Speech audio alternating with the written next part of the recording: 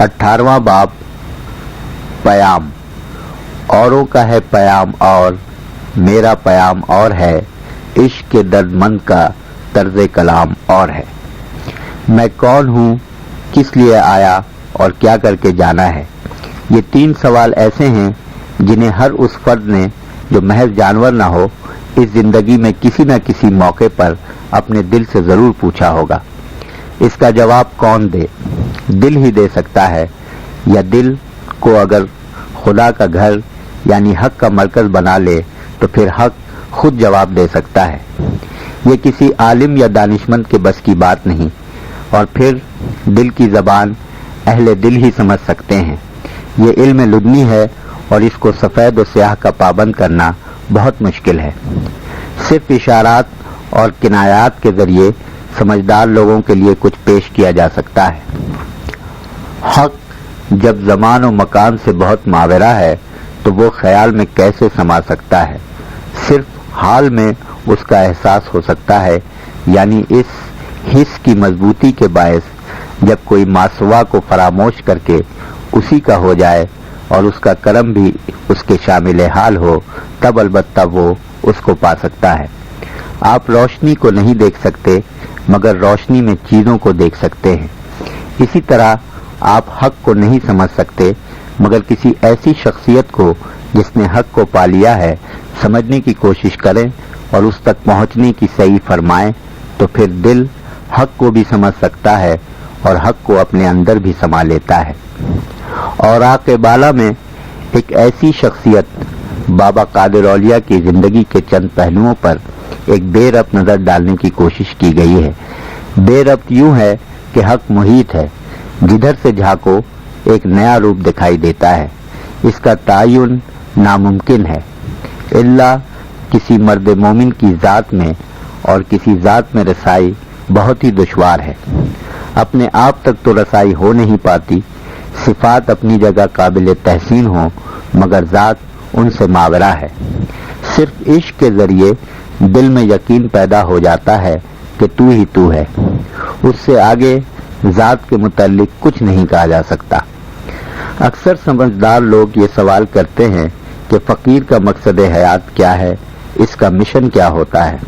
इसके 2 जवाब हैं, एक जाहिर से ताल्लुक रखता है और एक बातिन से। जहाँ तक जाहिर का ताल्लुक है, ये कहना बिल्कुल सही होगा कि फकीर का मकसद हयात शख्सियत की तामीर है। इर्तिकाए जिंदगी में बातनी सलाहियतों को जिला देकर उनकी नशोनुमा करने में मशीयत का हाथ बटाना ये फकीर का काम है। खुदा के हाथ कोई और नहीं होते, फकीर के हाथ ही खुदा के हाथ होते हैं। खुदा की जबान कोई और नहीं होती, आईनादार दिल से जो बात निकलती है वही मौलाए कायनात का हुक्म होता है। तामीर शख्सियत के लिए अमली अदारों ने, समाज ने, अखलाकी फलसफा ने, मसलहीन दीन ने, मुदब्बिरीन मुआशरा ने जो निसाब कायम किए हैं और जिस तर्ज अमल की सिफारिश की है, इसी पर नस्ल इंसानी अपने ऊंच नीच को लिए हुए, अपने फरोग और नेस्त को लिए हुए सदियों चलती रही है। इसकी कहानी तो तारीख के सफ़ों में मौजूद है। फकीर समझ के जरिए दिल तक पहुंचने की कोशिश नहीं करता, बल्कि दिल के जरिए समझ तक बात को पहुंचाता है, और दिल ही किसी के किरदार में कोई इनकलाब या तब्दीली पैदा कर सकता है। महज ज़हनी एतबार से कभी भी आप किसी को किसी बात पर आमादा नहीं कर सकते, मगर जो बात एक दफ़ा दिल में समा जाए उसकी असबाब के साथ हमाहंगी पैदा करने के लिए दिमाग खुद ब खुद 1000 हीले या सही असबाब ढूंढ लेता है। फकीर मोहब्बत की फ़ज़ा में दिलों को अपनाता है, सख्ती से नहीं, डरा कर नहीं, बल्कि मोहब्बत से। वो जो हल्का सा इशारा करता है वही अफराद की जिंदगी का नस्बुलैन बन जाता है और कुछ से कुछ हो जाता है। बारहा देखने में आया है कि बड़े से बड़े कसीफ बातिन, खुदगर्ज और जालिम लोग बाबा साहब के दरबार में पहुंचने के बाद फरिश्ता सिफत और खल्क पर एक एहसान बन जाते हैं। तामीर शख्सियत यही नहीं तो और क्या है। ये तो सब कुछ आलम असबाब की बातें हैं। एक और भी आलम होता है जो आलम अम्र कहलाता है, जिसमें रूह اس طرح کار فرما ہوتی ہے جس طرح عالم اسباب میں نفس کار فرما ہوتا ہے۔ اس دنیا میں جو کچھ ہوتا ہے، یہاں جو کچھ گزرتا ہے، اس کا اصلی محرک اس دنیا کا پابند نہیں بلکہ پہلے عالم امر میں اس کی تشکیل ہوتی ہے۔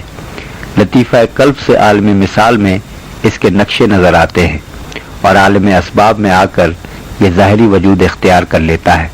آپ خود سوچئے، یہ تاریخ کا لوٹ پھیر کسی فرد کی زندگی کی روش کیا اپنے ہاتھوں میں ہے؟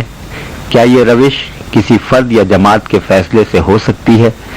اس بات کو یہ کہہ کر ٹال دیتے ہیں کہ یہ اپنی اپنی قسمت ہے۔ قسمت کیا چیز ہے؟ لوح محفوظ پر کیا لکھا ہے؟ یہ سب عالم امر کی باتیں ہیں۔